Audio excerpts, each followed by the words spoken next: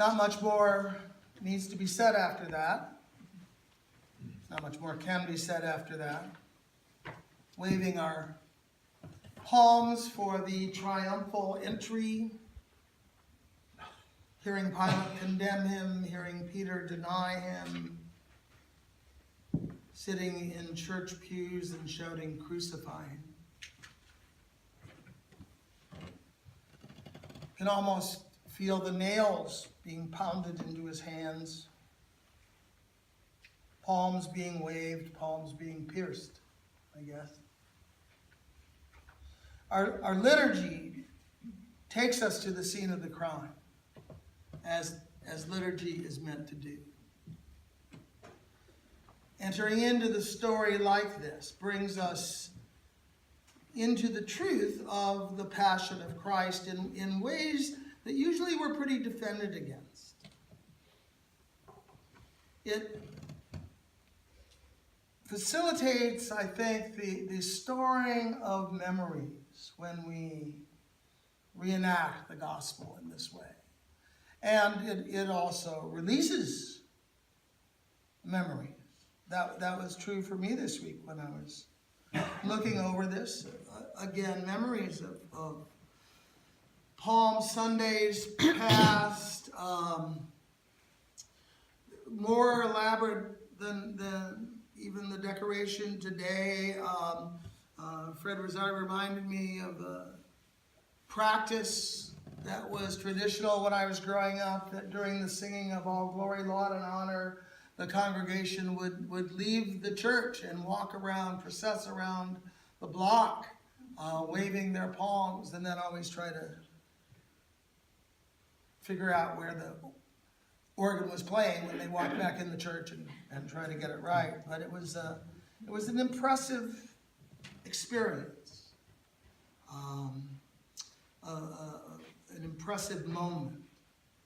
And this week is filled with these. On Wednesday, we'll have our Seder, an abbreviated Seder, a reenactment of the coming of freedom to the Hebrew people in slavery.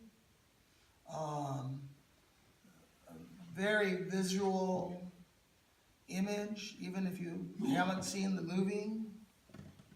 Thursday, we'll meet here again. And in the evening, when we share the liturgy with the other churches, we'll have a foot washing and the stripping of the altar, that transformation to Good Friday emptiness. And then on Good Friday, the recitation again of the Passion. Walking out in the yard for the stations of the cross, stopping at each of the 14 stations to witness the events we've just read about, along with other events that are mentioned in the Gospels and others that are part of the wider tradition, memories, images. We began Lent with the image of the temptation in the wilderness. Jesus and Satan there, following his baptism, the beginning of his ministry, the image there, and throughout Lent, the raising of Lazarus, the parable of the prodigal son even has a visual sense to it for me. All these are stored, all these are resources for our faith, for the practice of our faith. These images are like icons. Icons are a bigger part of the church in the East, in the Greek Orthodox, in the Russian Orthodox Church. Very special, like our icon of St. James here. But that idea of images, and it was controversial in at the Seventh Ecumenical Council of the Church. There was a furor raised about icons and the practice of venerating icons, and large groups of monks protested against this and were going around smashing icons, which is the source of the word iconoclasm. But the church approved of the use of icons within some limits. And so it continued. I think in some ways maybe the Muslim insistence on no images of people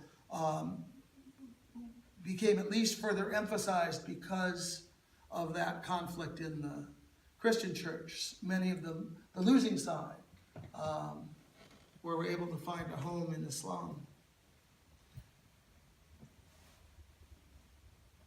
Looking at the Stations of the Cross, I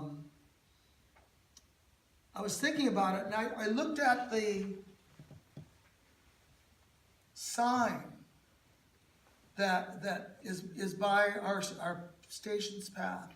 And it doesn't say stations, it says the way of the cross. And I started thinking about that. In fact, I remembered when we were designing that, John Dodson was doing the signs, and we went back and forth about whether we wanted stations of the cross or way of the cross, and we thought way was much better. Because I think maybe these images, these stations, these moments, these memories have something about them that's a little too objectified. They become sort of precious. In distilling the images, we in a sense take them out of context, we set them up, and they become ours in a way. We're both distant from them, looking at them, thinking about them, relating to them in our lives, but somehow they are within us rather than we being within them. And the sense of this path as a way, rather than separate stations, connects us, I think, to an important issue in our religious practice. Do we compartmentalize our religion? Do we take it out during Holy Week, or if we can only make it on Sundays, which is probably why they do the Passion Gospel on the Sunday before, because people stop going to church on Good Friday, but that's another issue. Do we celebrate these because they give us something or because they call us to something?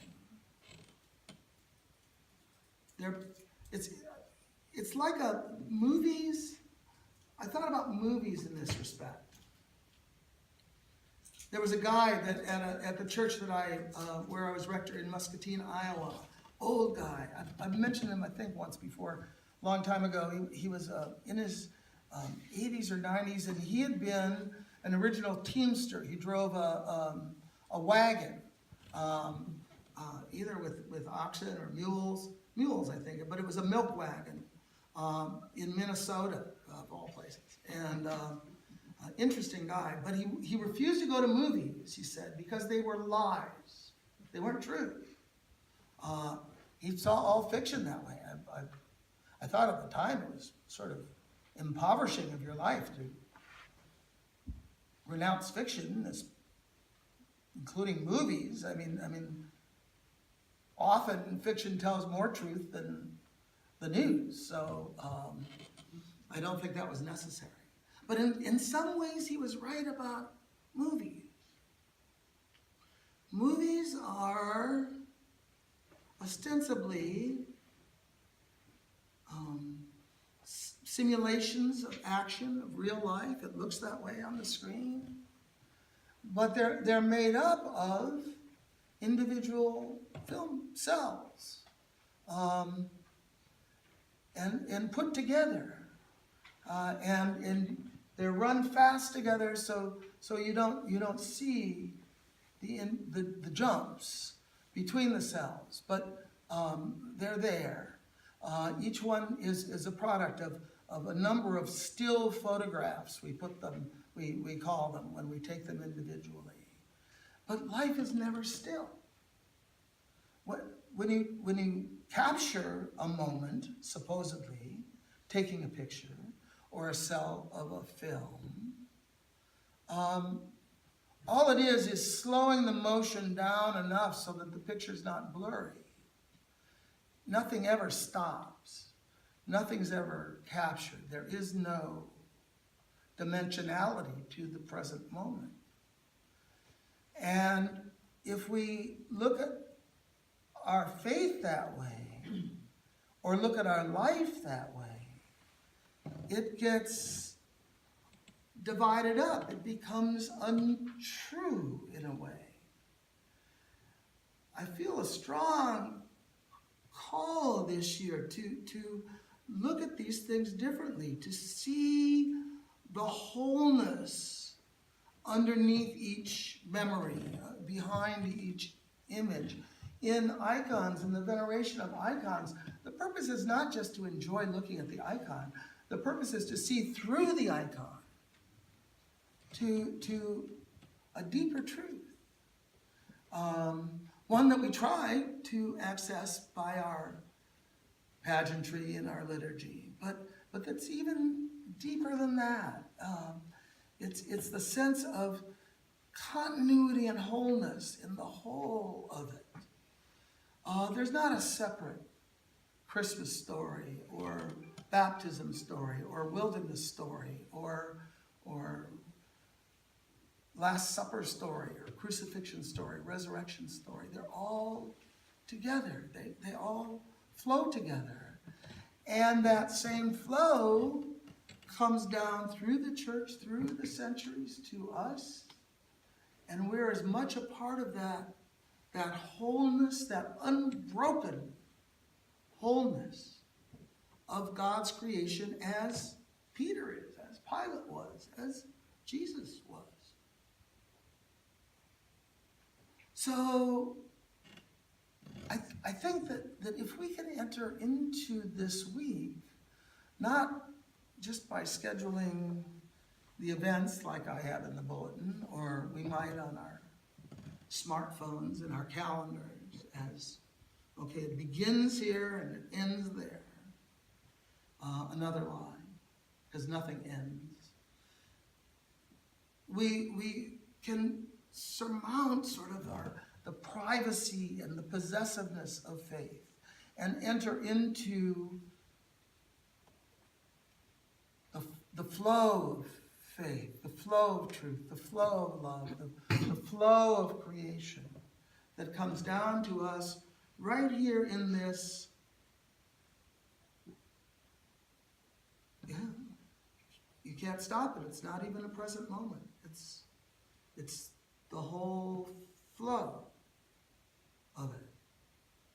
And carry that out into our lives, all one. We all have temptations. We all share together. We all deny him at times in our life. We all will die as he died. But with him, we all will live as he will live. So, I guess there's a place for the memories, for the sense of moments, for the stations, to take our time as we walk, but remember that we're walking, remember that we're moving, remember we're going along a way that God has charted, and we may not see the end, but we know that Christ has gone before us to prepare a place. So whether it's in moments of memories or in a sense of the wholeness and the continuing flow of love, maybe both have their place. Thanks be to God.